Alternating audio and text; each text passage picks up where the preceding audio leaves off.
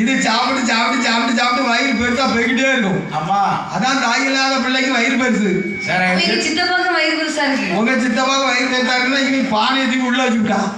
இங்க கொண்டாடி சோறு போட்டு கொடுத்துருக்கான், வண்டிக்கு உள்ள வச்சுட்டான். வயிறு ஒரு நேரம் வாய் சும்மா இருக்க மாட்டேங்குது. அது இருக்காதுல்ல. சித்தாடி கண்ணு பத்தினா யாரு சொன்னாங்க தெரியுமா? ஏன்னா அப்படி சொன்னாங்க. ஆடு கோயில வெட்டுவாங்க இல்லையா, வெட்டி போட்டவன இந்த தலையில பார்க்கும்போது கண்ணு அப்படி பெருசா பிரிஞ்சுட்டு போற மாதிரி இருக்கும். அதான் செத்தாடுக்கு கண்ணு பெருசுன்னு சொல்லுவாங்க. அதனால அப்படி சொன்னாங்களோ? ஆமாம்மா. ஆனா பிள்ளைகளுக்கு எவ்வளவு பாலாமிர்தம் கொடுத்து வளர்த்து வந்த போதிலும் நாங்க வரதுல ஜோர பிடிச்சி வருது. சோறு உனக்கு இருக்குதுயா, ஏன் உனக்கு இந்த காலையில 10 மணிக்கு போனா உனக்கு எப்படி இட்லி கிடைக்கும்? நீ 10 மணிக்கு வந்தாலும் நீ 10 மணிக்கெல்லாம் வந்துருக்கா. உங்கூட வர வரைக்கும் 11 காலாவது. ஆமா, நீ 2 பேரும் உங்க முடிய சீவி பிடிச்சி சிங்காரிச்சு வரை விட அங்கே எல்லாம் முடிஞ்சு போச்சு.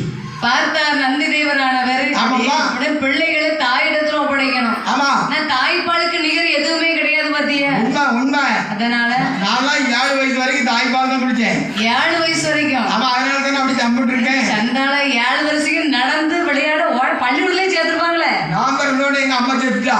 செத்து பிறகு அப்படி 7 வருஷம் வரைக்கும் பால் குடிச்சா? அது நாயில பால் குடிச்சேன். இருக்கா செத்து போயிட்டாளா? எங்க அம்மா செத்துட்டாளா? ஒரு நாய் வந்து எனக்கு முதல் நாள் பால் வந்துச்சு.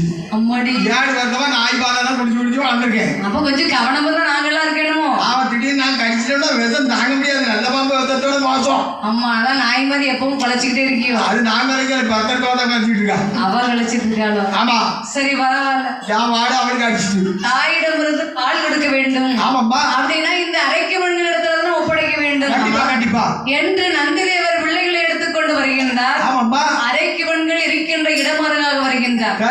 இந்த அரைக்கு பெண்கள் 3 பேர்களும் பார்த்தார்கள். ஏடி அக்கா, எல்லாரும் பாட்டு பார்க்காங்க. எப்படி பார்க்காங்க? என் தம்பி எப்படி பார்க்க மாதிரி எவ்வளவு அக்கறையா பார்க்க மாதிரியா சைடு போஸ்ட்ல பாக்குறான். அக்கா மூஞ்சி எப்படி இருக்குன்னே பார்த்துட்டு இருக்கான். அவன் பாட்டா பார்க்க, அவன் ஒண்ணு சைட் அடிக்கான். அவன் பாதி தூக்கத்துல இருக்கான் மனுஷா.